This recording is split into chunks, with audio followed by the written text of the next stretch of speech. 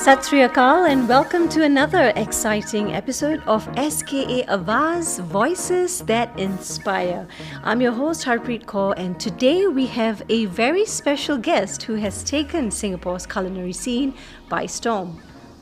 Winning MasterChef Singapore 2023 is no small feat. It requires passion, skill, and an unshakable determination to rise above the heat of the competition. And our guest today did exactly that. He wowed the judges with his creativity, showcased his roots with bold Punjabi flavors, and emerged victorious, claiming the MasterChef title. So without further ado, let's give a warm welcome to Singapore's very own MasterChef 2023 Season 4 winner, Inderpal Singh. Welcome to SKA Awaaz, Inderpal.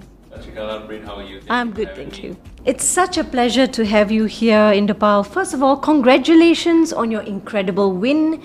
I know it's been 1.5 years now. Yeah, it's been quite some time. Years, yes. But let's start with that defining moment. What was the moment like when they announced your name? Oh wow, it's actually super surreal. I couldn't believe what was happening. But I was so glad that my family was there with me to celebrate that moment. Yeah, it was incredible. I think the euphoria I felt then and there, I haven't felt it since. I know, and I also realized that you hugged one of your contestants. Yeah. Miss Amin. Yeah, Tina. Yeah, Tina.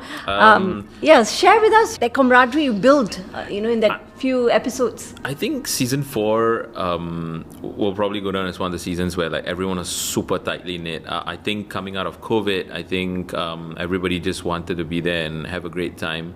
And like the food hacks, like nobody was like, holding back, keeping any information. Everybody was just sharing. Nice. Everybody just wanted everybody to do well. Oh. And I think that in turn led to the competition becoming a lot more fierce, but at the same time with a lot of like love and like a sort of like a family element to it. So the reason why I hugged her first, I guess, was the realization of the journey that we've been on, and also a bit of like, man, you just missed out and I'm so sorry.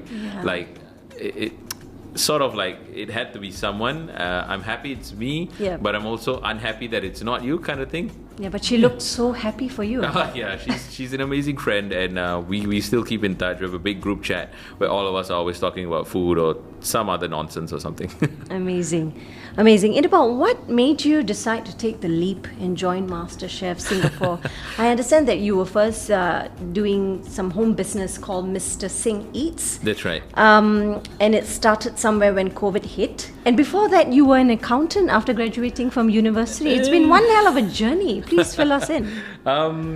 Well, I was working for the ministry, and it was okay. And then COVID hit our shores, and then the lockdown started happening. And then I just spoke to my wife. I said, hey, what do you think about me trying to just sell butter chicken and roti for like a weekend and see how it goes? And we did, and it went well. And then we did it for another weekend. It went even better.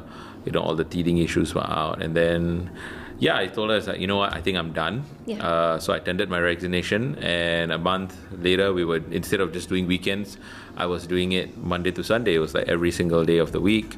It blew up. It became so popular. I met so many lovely people, so many wonderful customers. And for me, I think MasterChef was always something that was on the back of my mind.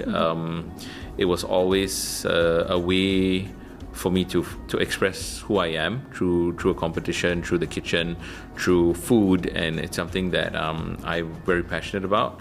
And I think that started from when my niece was born in Melbourne. When I went to visit my sister, MasterChef Australia was playing on TV, and I was saying, I want to be on the show one day.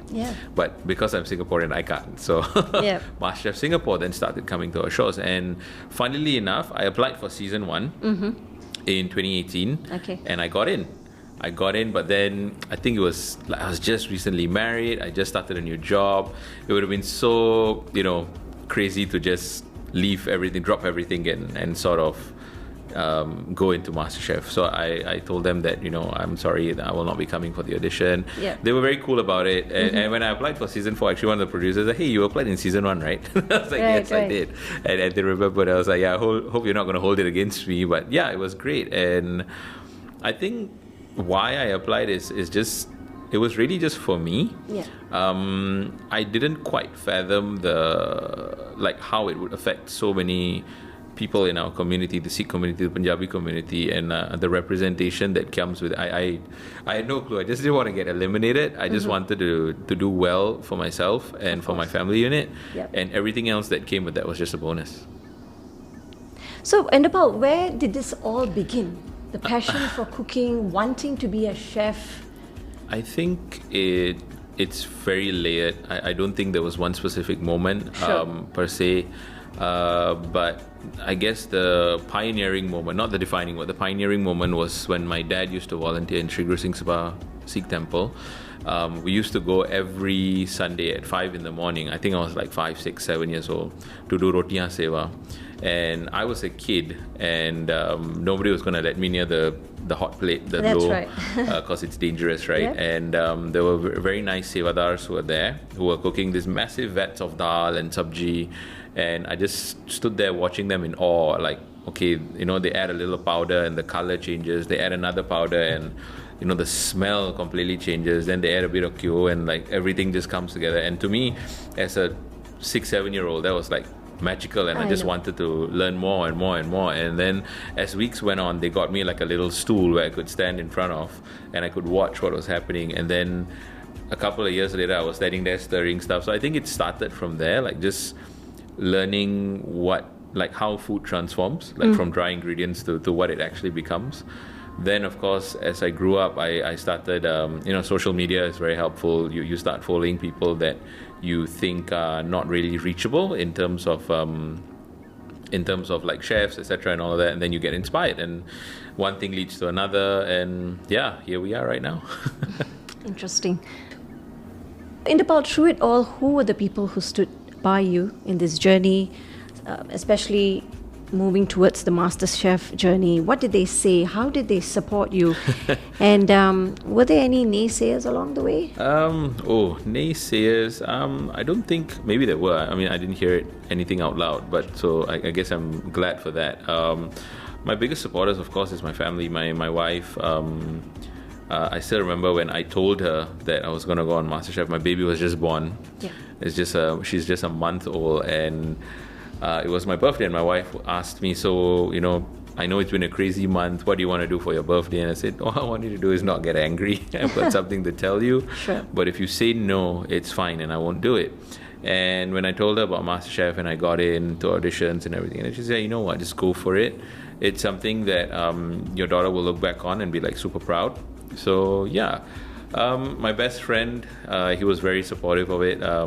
He actually found out before my wife. I met him for a dinner, and I told him, look, this is happening, and like we need to, like, do you think I should do it? And he's like, yeah, but just go for it. Like, Sure. How often do opportunities like this come? Yep. And you like he very quickly saw the representation angle. Definitely. And he said like if you really go far, like so many Pai people will be so proud of you, and you can inspire them and all that.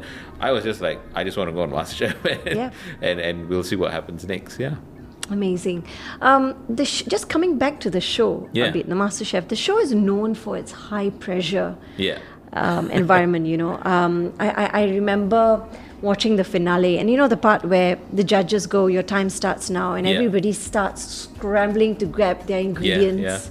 And cameras around you, like sort of like a ticking bomb as well. And I was thinking, wow, if I was in their shoes, I would have probably, tripped over and made a fool out of myself. How did you actually, go through that pressurizing moments in the show? I think the human body is a very fascinating thing. I think adrenaline kicks in and it locks you in. Sometimes when you think like you can't do something, for some reason you don't move, and then you end up just doing it. Yeah. And I think the mind really is a miraculous place. Like stuff that you never thought you could be able to do, you end up doing. But yeah, when the clock starts, and you end up thinking like everything is going into your head. Usually if it's 100 km per hour, it's a 300, 400 km per hour, and you're just trying to get things done. You're trying to get your idea out onto that plate, and that's the entire pressure of it. That's the gist of it, basically. Tell us what was going through your mind while you were were you talking to yourself? Were you praying? What were you telling yourself? Oh, I used to pray every time before I entered the MasterChef kitchen, and my wife told me, just do ardas, go in, Yeah. and we'll see what the outcome is, right? And it's fine, whatever it is, we'll deal accordingly. But I just say, I did my ardas, I go in and I just do what I could do. The pressure, of course, mounts with every challenge. Did I talk to myself? Not particularly. I think once they give you the challenge, you sort of the brain starts working like, okay, we can do this, we can do that. What can we do? What can't we do? Then, of course, they'll tell you the challenge, and then at the end, just before the time starts, they'll tell you, but this is the twist. Yeah. So then you learn very quickly to think on your feet. I think episode 2, 3 onwards, I started having like two recipes in my head that I wanted to do in case one, they pull out an ingredient, or one becomes a hero ingredient, whatever it is. So yeah, I just needed to be prepared as much as we possibly could be. Interesting. What dish are you most proud of that you made in your journey at MasterChef? Wow. On MasterChef. Yeah. Wow, I've been cooking so much since MasterChef. I can't really remember. Did you make any Punjabi? You did? Yeah, there's some dishes I'm not proud of. So it was very impromptu. The dishes, yeah. wow. Like some things I don't even remember. I guess one dish that really stayed with me even after the competition would be bak soy. Yeah. I think not particularly Punjabi dish, but like chicken rice with the $8 box, and now it has evolved. It's even on the menu at my restaurant. It's crazy like how it's evolved, and how people, despite identifying me as the Sardar chef, they also identify me, you're the bak soy guy, like chicken rice. Yes, okay. So you've got a term stuck to you. Exactly. All right. One thing that truly stood out in your journey was your dedication to showcasing Punjabi flavors. Yeah. And you also mentioned in one of your interviews that you would like to make Punjabi cuisine more popular in Singapore. Yeah. Why is it important for you to bring it into spotlight? I think recently, since COVID in Singapore, especially when you look at Indian food, there seems to be, last time it used to be South Indian, North Indian. Now there's like a few niches that are coming out of it. Like there's people who specialize in chaat. Sure. And then there's like chaat places that you can specifically go to for chaat. Even in South Indian food, there's places that specialize in Kerala food, specialize Chettinad food, specialize in different areas of some places do pure Sri Lankan food, sure, even though it's not part of the subcontinent as per se. But I think Punjabi food, Pakistani food, even like Delhi food, all gets blanketed into North Indian food. That's right. And I think like if we actually go deeper and just explore, yes, there's a lot of similarities, but there's so many differences to celebrate as well. And differences that not that divide, but just that celebrate that region accordingly. Mm-hmm. And I think if that can be brought to light, then who's to say it's not the next, mala hotpot, or it's not the next Korean food trend. It could be something that is crazy popular with people who really, people eat this for their daily staples every day in Punjab. So why not showcase that? Sure. Inderpal, now that you are in the spotlight, many aspiring home cooks, young chefs look up to you. Really? Wow. Yes, they do. What advice would you like to give them about following their dreams? And not just young chefs. I think anybody who would want to just, go beyond the typical career path and would like to follow their dreams. I think having a very strong support system is important. Someone who can sort of cheer you on, but at the same time, shake you by the shoulders. Hey, you're going off track. Like, keep focused. Like, keep going at it. Someone who can keep you grounded despite everything. And I think having someone like that in your life is so important. Whether it can be a wife, it can be a husband, it can be your parents, it can be your best friend. But find that one person who's going to go like, you know what, this is your dream. I'm going to help you achieve it. Yeah. And I'm blessed in my life. I have not just one. I have 3 or 4 people who are like that, who keep me going. The thing that you need to survive in this industry is just grit. You need to clench your teeth, just get down to it. Whether you need to scrub floors to clean your kitchen, whether you need to stand there and debone 500 chicken wings, you got to do it. Whether you need to stand there and cook 20 liters of dal. You got to do it. It's just great. You just got to stand there, get it done. And that is this industry. It's very tangible. Yeah. So there's nothing you can hide from. When you go into this industry, people, when they taste your food, they will know whether there was effort put into it. Was the dish well thought through? Or was it something that he put on the menu, because he needed to make money? People get that immediately.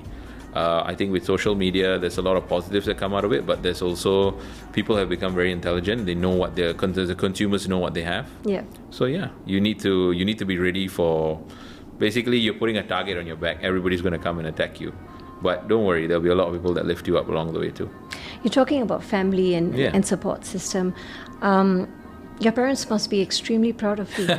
Tell me how they felt after you won MasterChef. Well, I mean, my dad still tells me, this uncle messaged me and told me, hey, you're, like last time I was Man Singh's son. Now they're like, you're the MasterChef's father, right? So I don't know when I flipped it, but yeah, it happened at some point. Of course. It's amazing. Let's talk about what's next. Any exciting projects coming up? So I've opened my own restaurant actually. Congratulations. And thank you so much. I've named it after my daughter, Meher. So it specializes in modern interpretations of street food from Bali to Delhi and everything in between. Yeah, I named it after my daughter because ever since she's come into my life has gone on an upward trajectory. Yeah. My wife's not too happy. She's like, I've known you for nine years. You've known her for 2. You named a restaurant after. Where's my restaurant? So maybe, hopefully in the future. For sure. Inderpal, this has been a fantastic conversation. Thank you. I would so have much. to wrap up now, but before I do that, let's spice things up a little bit with some quick fire questions to get our listeners' taste buds tingling. Okay, so I'm just going to ask you a couple of questions and whatever that comes first to your mind. Sure. If Singapore was permitted a Punjabi national dessert, what should it be? Gulab jamun or kheer? Kheer. Oh, okay. If your fridge, now this one's a bit tricky, okay? Yeah. If your fridge had only achar, milk and atta, what's the best meal you could whip up? Haldi dodh, parantha and achar. Alright, the perfect breakfast, huh? What's the most Punjabi thing about you besides loving food? My Spotify playlist. It's all Punjabi songs. I'll probably share the same list with you. Okay, who would win in the fastest roti making challenge? You, your mom, your wife, or your nani or dadi? Fastest? In terms of speed, I would win, but whether the roti is round, we wouldn't know. Really? Yeah. It has to be round. Then speed-wise, I think probably my mom. Alright, nice. Okay, if your kitchen had a no talking, only singing rule, which Punjabi song would be playing on repeat? Well, thankfully, he's got 500 songs now, but anything from Diljit. Diljit, alright. What jugaad, like a hack, you use in the kitchen that would impress your wife? Oh, the least number of utensils I use to create a meal. I think that impresses her the most. For every wife, I think, actually. Yeah. Okay, you're stranded on a deserted island. What's the one Punjabi ingredient you wish you had with you? Desert island. Chaat masala. Chaat masala, okay. Okay. If samosas could talk, what would they say when you take the first bite? Wow. Just imagine. What a philosophical question. I don't know. I'm not empty on the inside like you. I don't know. Fair enough. All right. Thank you so much, Inderpal. That was a wonderful conversation. To all our listeners, thank you for tuning in. If you enjoyed this episode, don't forget to follow us on SKA Awaaz at YouTube, Spotify, and Apple Podcasts. Until next time, keep celebrating our culture, our flavors, and our voices.